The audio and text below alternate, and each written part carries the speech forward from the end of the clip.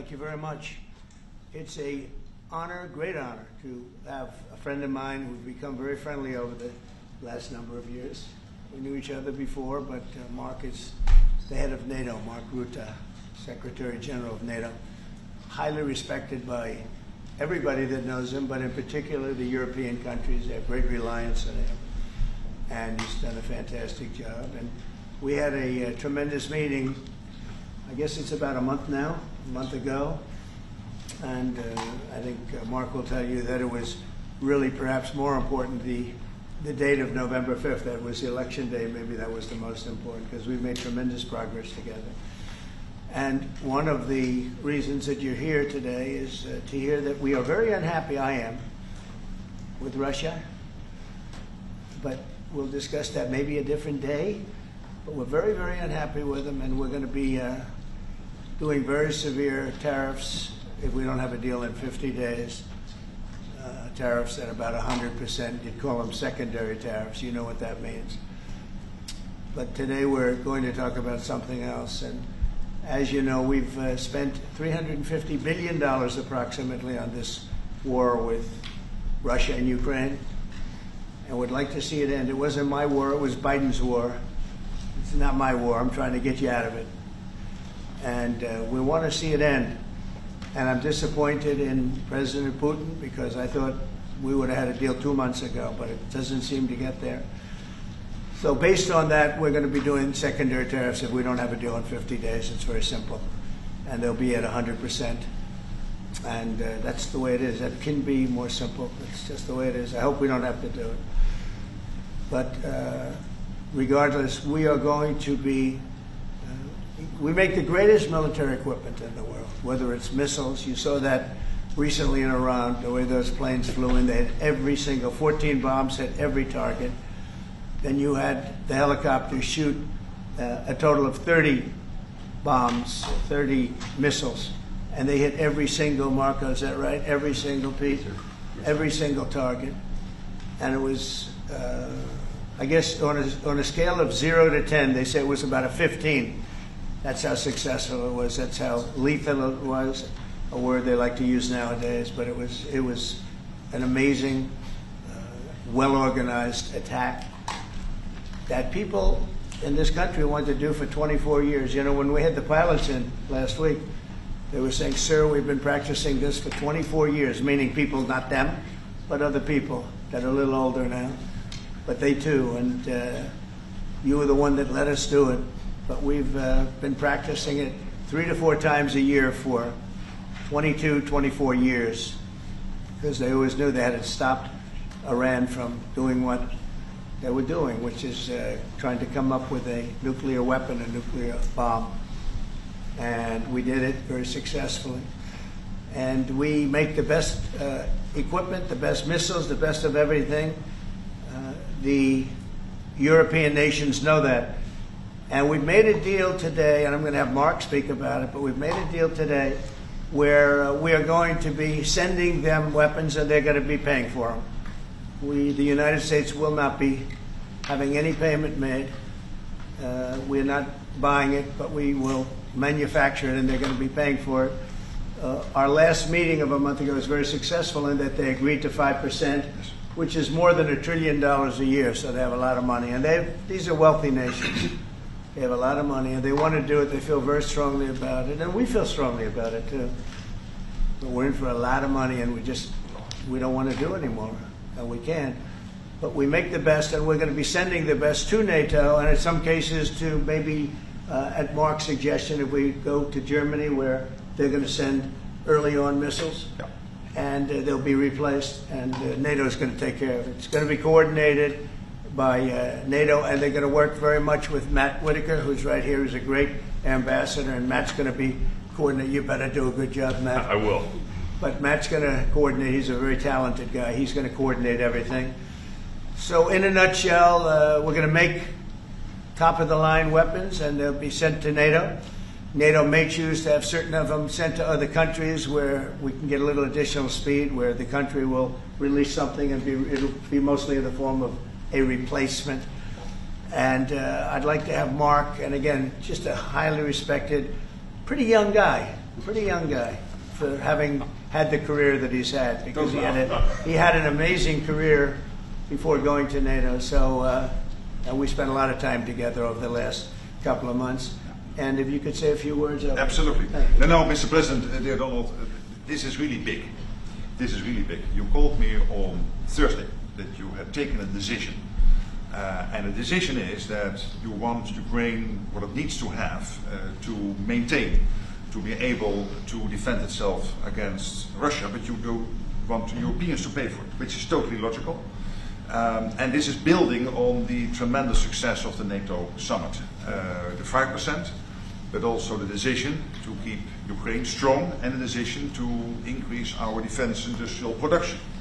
So based on that, that was Europe stepping up. This is again Europeans stepping up. So I've been in contact with many countries. I can tell you that at this moment, Germany massively, but also Finland and Denmark and Sweden and Norway, the United Kingdom, the Netherlands, Canada, they all want to be part of this. And this is only the first wave. There will be more. So what we will do is work through the NATO systems to make sure that we know what Ukrainians need, so that we can make packages. Of course, in a way, we discussed it this morning with Pete Hegseth at the Pentagon, in a way that, of course, the U.S. Will keep on its stockpiles necessary to defend this country. That's absolutely clear. But it will mean that Ukraine can get its hands on really massive numbers of military equipment, both for air defense, but also missiles, ammunition, etc., etc. So if I was Vladimir Putin today and hear you speaking about what you were planning to do in 50 days and this announcement, I would reconsider whether I should not take negotiations about Ukraine more seriously than I was doing at the moment, if I was Vladimir Putin. But when I'm Ukraine, I think this is really great news for them. So I really want to thank you for that. And it means the Europeans paying for it. And again, I mentioned all these countries, we will deal with that. And exactly as you said, it might also mean that countries will move equipment fast into Ukraine and then the US later backfilling it because speed is of the essence here. So really, thank you. This is important. You did a great job. That's a really great job. We've been very successful in settling wars. You have India, Pakistan, you have Rwanda and the Congo. That was going on for 30 years. India, by the way, and Pakistan would have been a nuclear war within another week, the way that was going. That was going very badly. And we did that through trade. I said, we're not going to talk to you about trade unless you get this thing settled, and they did. And they were both great leaders, and they were great. But Rwanda and the Congo, that was going on for 30 years, and at least 7 million people killed, and killed with a lot of pretty rough weapons like machetes, heads chopped off, going on for many years. You couldn't even get near the countries. Nobody wanted to get near. It's so frightening. And we got that one solved. Serbia, Kosovo, got that solved. That was going to be one that was going to happen. And again, that was something I use. I use trade for a lot of things, but it's great for settling wars. That was really very important. We're working, Marco's working very hard with everybody here on the Strip, the Gaza Strip. I call it the Gaza Strip, one of the worst real estate deals ever made. They gave up the oceanfront property, one of the worst deals ever made. But it was supposed to bring peace, and it didn't bring peace. It brought the opposite. But we're doing pretty well on Gaza. Steve Witkoff is here, and I think we could have something fairly soon to talk about. And we solved another one, that we just seem to have, Armenia and Azerbaijan. It looks like that's going to come to a conclusion, successful conclusion. We worked on Egypt with a next-door neighbor who is a good neighbor. They're friends of mine, but they happened to build a dam which closed up water going into a thing called the Nile. I think if I'm Egypt, I want to have water in the Nile, and we're working on that one. It's a problem, but it's going to get solved. They built one of the biggest dams in the world, a little bit outside of Egypt. You know about that. You've been hearing about that one. And that turned out to be a big problem. I don't know. I think the United States funded the dam. I don't know why they didn't solve the problem before they built the dam. But it's nice when the Nile River has water. It's a very important source of income and life. It's the life of Egypt. And to take that away is pretty incredible. But we think we're going to have that solved very quickly. So we do good. The only one we haven't been able to get to yet is Russia. And I'm not happy. And I will tell you that Ukraine wants to do something. Again, it's a war that should have never started. If I were president, it never would have happened. I used to speak to President Putin about it a lot. It was the apple of his eye. But once I saw what was going on, I said, you know, they're gonna have a war here. I was outside. Election was rigged. And I was outside looking in. And I said, you know, that thing's going to be a war. Couldn't believe it, because what Biden said was the exact opposite of what should have been said. And it started, and it's a real mess. We're losing, I guess they're losing 5,000 or 6,000 people a day. It's actually now more. I was saying 5,000 a day. It's actually more now. Mostly soldiers, but a lot of people in cities and towns that are getting blown up too. It's a horrible war, and it should be stopped. And so if it's not done, if we don't have an agreement in 50 days, that's what we're doing. Secondary tariffs, and they're biting. And I hope we don't get to the point where we do, but I've been hearing so much talk. It's all talk. It's all talk, and then missiles go into Kiev and kill 60 people. It's got to stop. It's got to stop. But the purpose of this is to say that this is a very big deal we've made. This is billions of dollars worth of military equipment is going to be purchased from the United States, going to NATO, etc. And that's going to be quickly distributed to the battlefield. Ukraine will take it up. And, you know, say what you want about Ukraine. When the war started, they had no chance. And they still would have had no chance if the equipment, they had the best equipment, because we do make the best planes and missiles, and we make the best military equipment in the world by far. You know, we have new things coming out that are beyond belief, and I'm very excited about the Golden Dome. It's going to give us very strong protection. We've already started that. But they had courage, because somebody has to use that equipment. And they fought with tremendous courage, and they continue to fight with tremendous courage. But they don't have, they're losing on equipment, and Russia's really taken a very positive, very strong, I mean, what they've done the last couple of weeks. Without military reasons. So what they are doing is 700 drones a day, missiles, bombing cities. This is not because of military goals. It is just creating panic, keeping people out of their sleeps, hitting towns.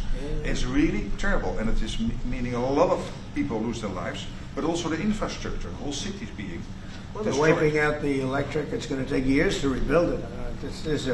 That's going to be the next problem. Yeah. Because, but that's going to take a long time. Cities, many of the cities are knocked down to the ground. Many of the people have left, but many have stayed. I don't know. They actually stay. Most have stayed, actually. It's incredible that they stay, and knowing that a missile could be hitting your apartment house, and your apartment house that you're sitting in could collapse on top of you. And they do very heavy construction. They don't use rebar. They do very thick concrete construction. Those are heavy buildings, big buildings and heavy buildings, and they collapse like they're made out of paper. It's unbelievable to see this happening with people, so many people being killed. So we think we're going to make progress, and we hope we're going to make progress. In the meantime, we're going to get you good service on what you need. And we really became friendly with NATO this last meeting. You know, we went from 2% to 5%, which everyone said was not even a possibility. They weren't paying 2%. Many of them were paying much less than 2%. But even those, since you became president, all committed to the 2% before the summit. And now collectively we committed to the 5%. That's right, they did. And they've been very good. And I think I made a lot of friends over there. We had a couple of days of very intensive talks. And they're great people. They're leaders of countries. Leaders of countries. Many of them great countries, some of them smaller countries, but for the most part, I'd say very solid, strong countries, and very successful. Some of them are among the most successful countries in the world. So that's the story. We hope that's going to have an impact on Vladimir Putin, and we hope it's going to have an impact on Ukraine also. We want to make sure that Ukraine does what they have to do. All of a sudden they may feel emboldened, or maybe they don't want. You know, this is a very difficult situation. Ukraine wants a peace deal. I think so. And they will stay committed to that, there's no doubt. They want this. Yeah. But the Russians have to become They have to serious. continue to want it, though. Yeah, I agree. But You know, you and I because will all make a sure of sudden- that. All of a sudden they get no. You and I will make sure of that. We'll make sure. I feel confident that they will do what has to be done. Plus, we have certain parameters that both sides know, and we already know what should be done. So I think that's going to be it's going to be very strong. We want everlasting peace. Any questions, France? Yes. Thank you, Mr. President. What was the tipping point for you in making this decision? Was it a conversation with President Putin? Was it a piece of intelligence? And why are you giving 50 more days? I think I think it's a very short period of time. I think, don't forget, I've just really been involved in this for not very long. And it wasn't initial focus. This is a Biden war. This is a Democrat war, not a Republican or Trump war. This is a war that would have never happened. It shouldn't have happened.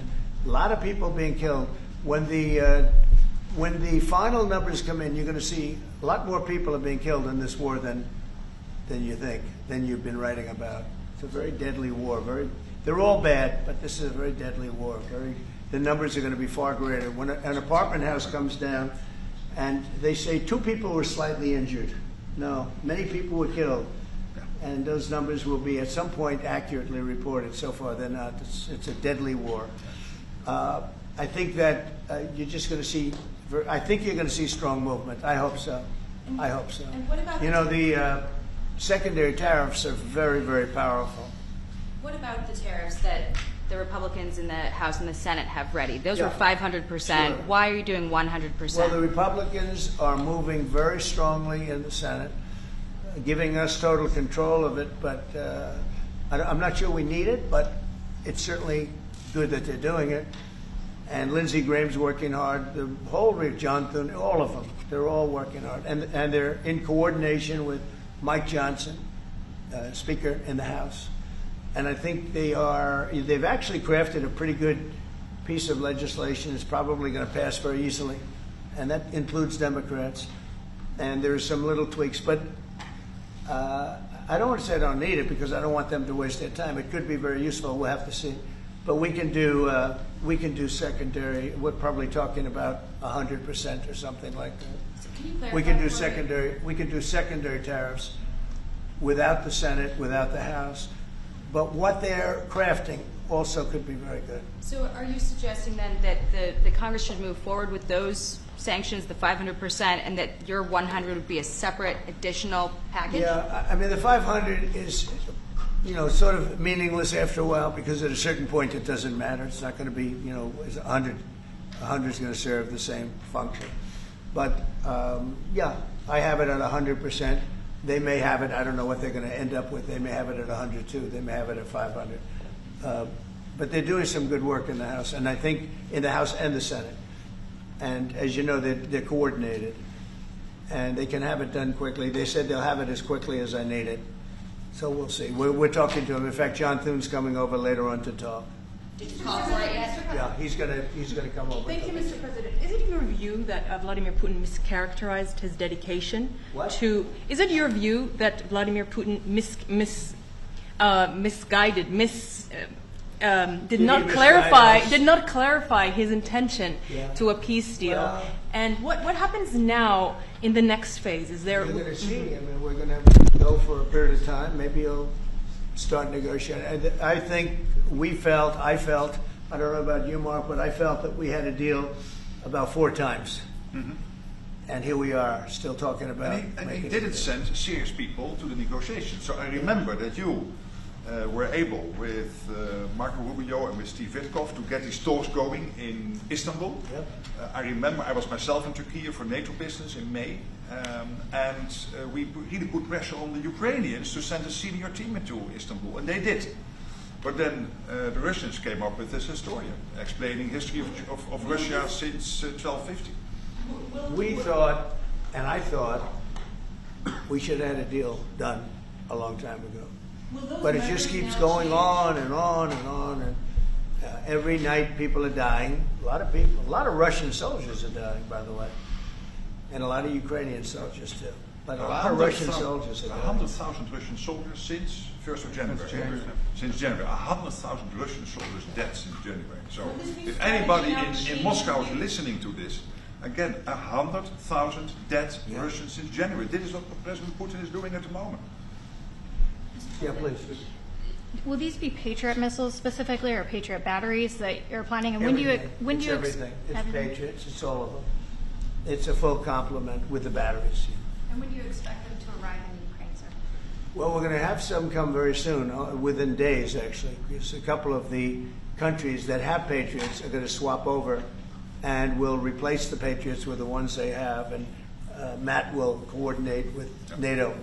But so it's going to be, they're going to start arriving very soon. And this afternoon, Boris Pistorius, the German defense minister, is visiting Pete Hegseth, the Secretary of Defense, and we'll discuss also, I think, on this whole Patriot thing. Norway is involved, so that's on the Patriots, but this whole deal is also about missiles or ammunition, so it's broader than Patriots. We have one country that has 17 Patriots getting ready to be shipped. They're not going to need them for them. So we're going to work a deal where the 17 will go, or a big portion of the 17 will go to the war side. Mr. President.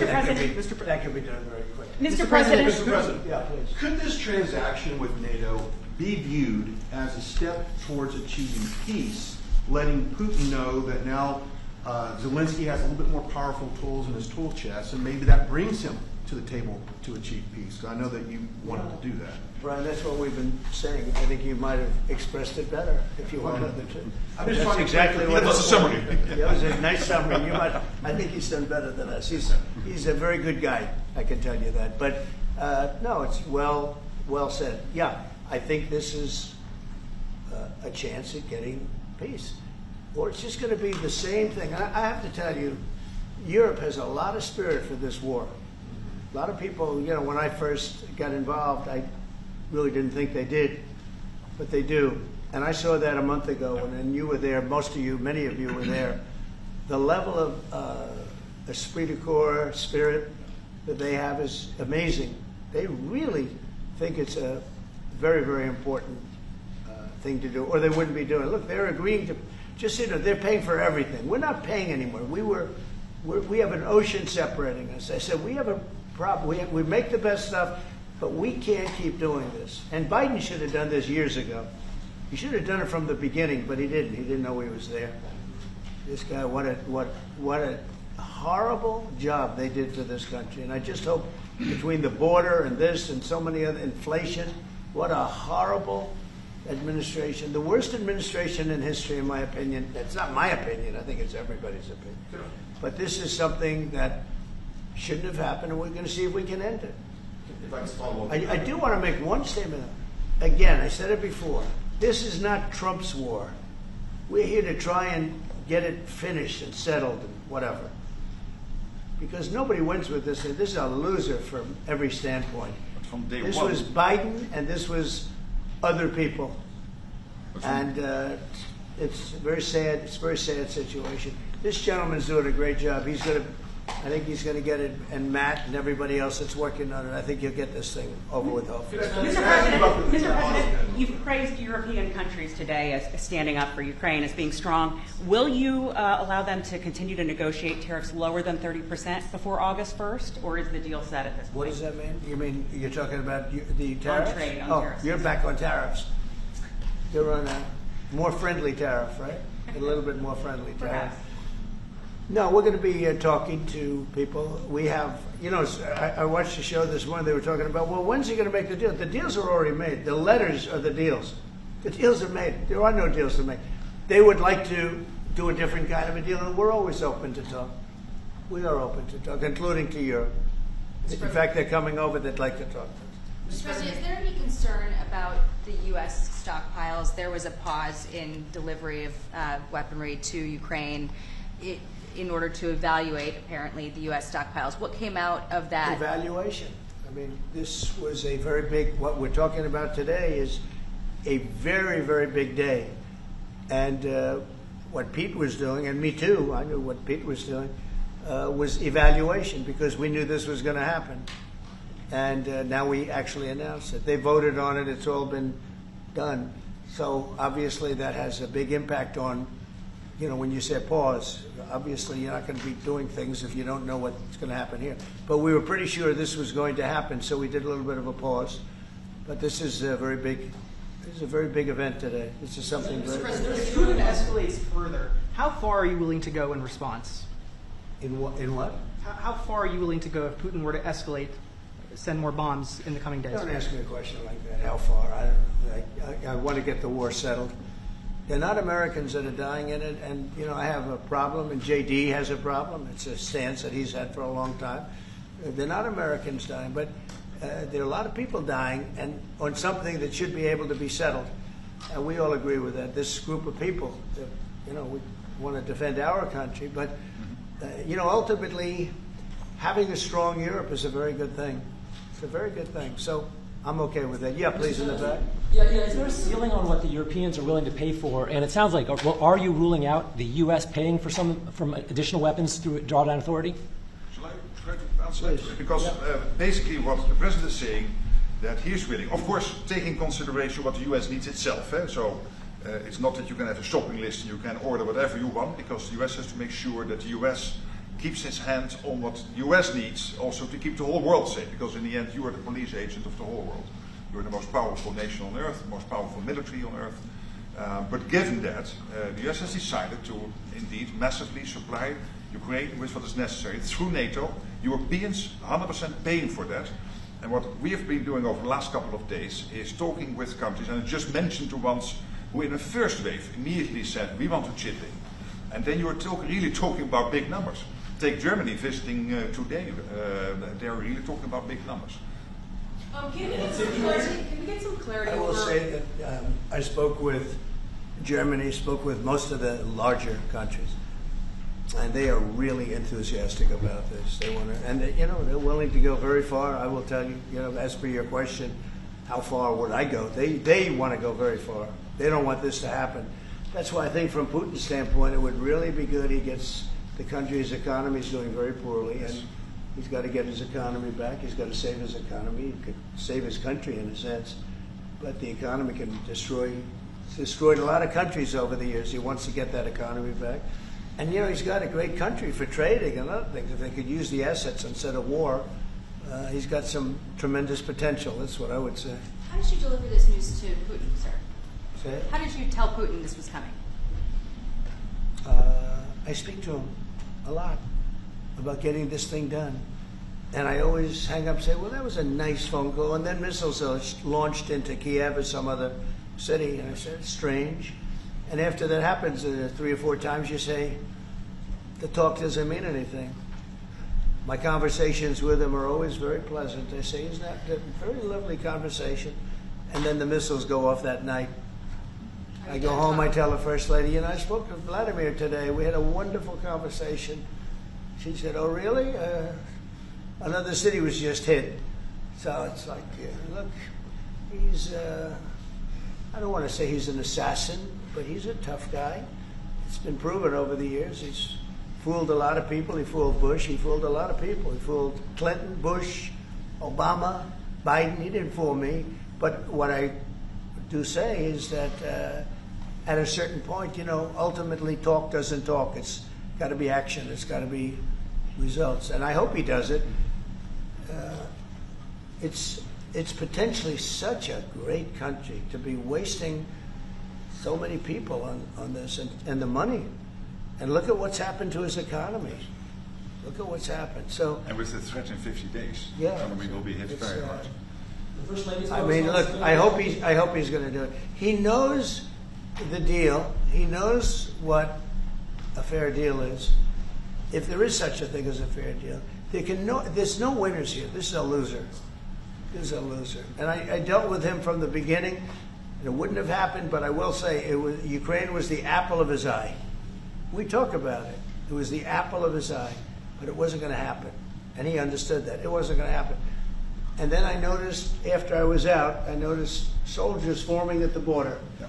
And then I heard horrible, stupid things being said from the other side. And I said, they're really handling it very, very wrong. It's a shame. Yeah. Can I add one thing, and that is about President Trump, because you came in office in January. On the 12th of February, you had your first phone call with Putin. I think you did exactly what I hope you would do. That is breaking the deadlock, starting the conversation, because you have to test him. I know Putin very well from the days when I was Prime Minister in the Netherlands. You have to test him. And you did this, and you really gave him a chance to be serious, to get to the table, to start negotiations. Steve Witkoff, Marco Rubio, we all tried to help you. But you've now come to a point where you say, well, hey... We actually thought we had have to get probably serious. 4 times the deal. Yeah. I mean, you would have called and you said, Yeah. this looks good. Yeah.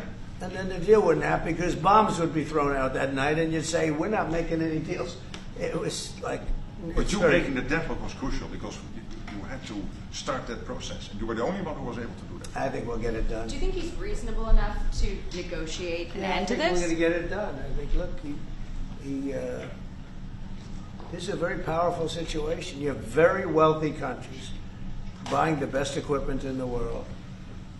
And we have the best equipment in the world. We make equipment like no other. You know, our submarines, nuclear submarines, are so powerful. They're the most powerful weapon ever built. And we have the best in the world they're 20 years behind, 25 years behind us. We have the greatest equipment anywhere in the world. I just hope we don't have to use it. Yeah, please. Thank you, Mr. President. On a separate topic here, President Biden, of all people, spoke to the New York Times over the weekend. He did not speak to them on the record during his time in office at all, but he spoke to them recently. And he defended his use of the auto pen and said that he signed off on every decision. But at the same time, the Times reports that he did not individually approve each name for the categorical pardons that applied to large numbers of people. What are your take on that? Any new revelations from that? Well, I mean, you're talking about the auto pen. Look, the auto pen, I think, is maybe one of the biggest scandals that we've had in 50 to 100 years. This is a tremendous scandal. And I know the people on the other side of the, see that desk, that Resolute desk? Unfortunately, he used it before me. But, you know, we have our choice of 7 desks. They're all beautiful. But I chose the Resolute, and so did he, unfortunately. But the people on the other side of the Resolute desk, I know them. Lisa, the whole group, and they're no good. They're sick people. And I guarantee you he knew nothing about what he was signing. I guarantee it. So they're going to figure it out, and we'll see what happens. But to me, the auto pen, you know, you elected president. You know what the auto pen is supposed to do? Sign thousands of letters from young people that write. We get thousands of letters a week, Susie, right? Thousands. I mean, tens of thousands sometimes. I look at a room, there's a room where we have many, many people working, responding and sending letters back. That's what an auto pen's supposed to be. To write to a young 7-year-old boy that writes to the president and he wants to be president someday and he loves America. That's what the auto pen's supposed to be. It's not supposed to be for signing major legislation and all the things. No, the auto pen, and I doubt he knew. I doubt they even spoke to him about it. I think they had, it's called a freewheeling auto pen. Like, Biden was never for open borders. Biden was never for transgender for everyone. So I don't think I think the radical left people that took over the White House, and if I didn't win, our country was finished. You know, when I was in, and I said this a couple of times, I hope I don't bore you with it, but when I was in Saudi Arabia, I was in Qatar, I was in UAE, and then I met with all of your leaders, Yes. including you, a great leader. He's now the leader of many countries, not just No. But I met with a lot of leaders over the last 2 months in the Middle East and all of the NATO countries. And I will tell you, they had one common phrase. They thought America was dead 1 year ago. And today they say, and they all say it, and I hope you'll back me up on this, but they say now it's the hottest country anywhere in the world. It is. Look at our numbers. Look at the numbers we made. You see, we made $25 billion last month. We didn't make that for years. The tariffs are kicking in. The economy is very strong. Even though we have a Fed person who's terrible, he doesn't know what the hell he's doing, but that's all right. We blow through interest rates. We're doing so well, we blow through it. It'd be nice because people would be able to buy housing a lot easier. But think of it. We thought your country was dead, and they were dealing with China because they were really going to China, but not anymore. But we thought your country was dead, and now you have the hottest country anywhere in the world. So we've done a really good job, and It's an honor to have this man. This man is a star, and he's going to be dealing with another one of my stars, Matt, and you're going to do a great job, Matt Whitaker. Okay? Thank you very much, everybody. Thank you.